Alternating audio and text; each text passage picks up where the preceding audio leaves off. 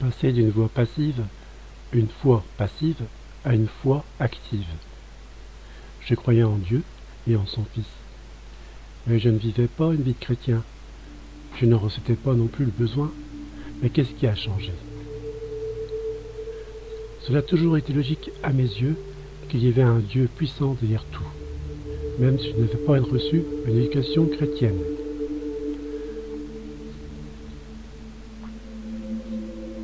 Dès mon plus jeune âge, lorsque j'ai entendu parler de Jésus à l'école, parle-t-on encore de Jésus dans les écoles? Je n'ai eu aucun doute sur le fait qu'il était le Fils de Dieu. Je trouvais que sa vie et son enseignement étaient merveilleux.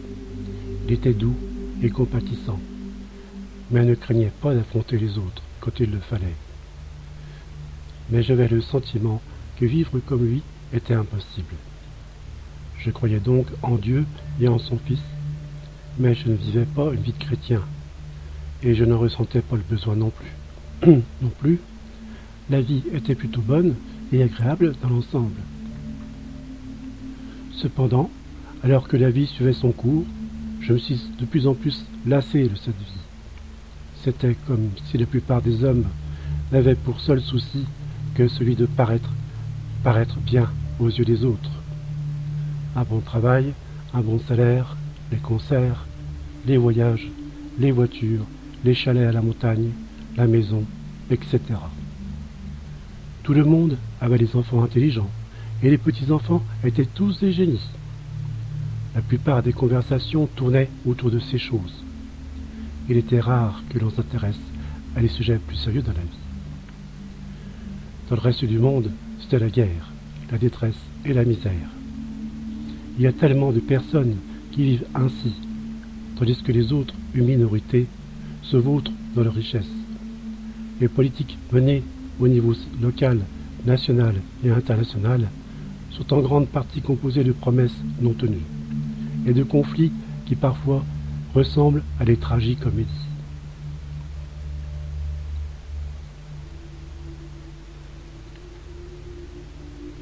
L'Évangile.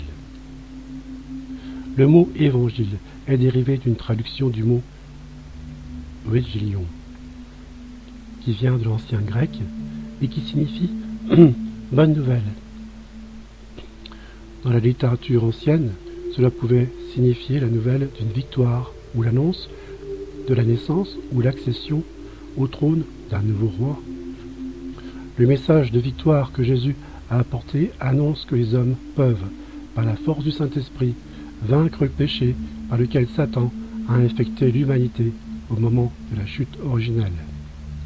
Ce sont véritablement de bonnes nouvelles que les anges de la terre ont proclamées lors de la naissance de Jésus.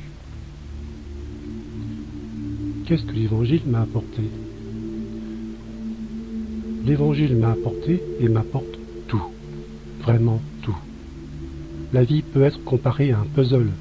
Sans Dieu, la plupart des pièces manquent. Les pièces de Dieu font en sorte que tout se mette en place. Voici certaines des choses qui m'ont le plus touché.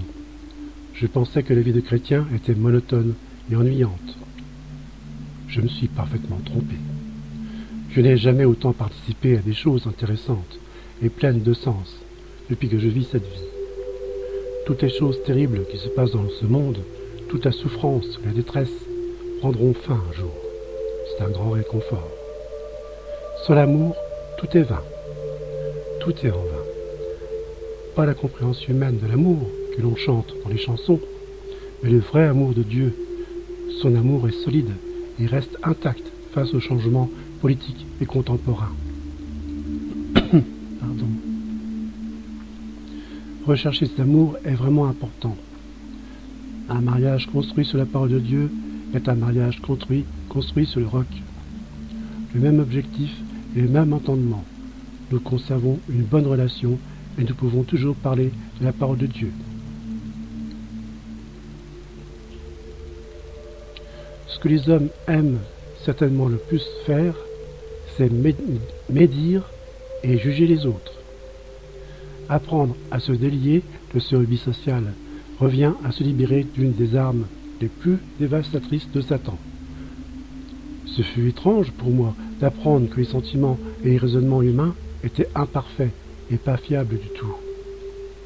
Réaliser ce que c'était la vérité et que la parole de Dieu est la seule chose fiable fut particulièrement bon. Lorsque nous mourrons, l'esprit ne meurt pas. Il s'agit simplement d'une transition vers quelque chose de bien meilleur. Une telle certitude rend la vie et la mort incroyablement plus faciles. La maladie, la perte, le deuil, la séparation, etc. peuvent sembler incompréhensibles, inutiles et injustes. Parvenir à comprendre que tout ce qui arrive dans ma vie, que ce soit les bonnes ou les mauvaises choses, concourt à mon bien, c'est bien peut-être la plus grande connaissance que l'Évangile m'ait apportée.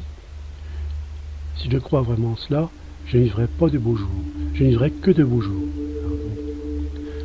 La vie que je vis désormais est bien meilleure que ce que j'aurais pu imaginer.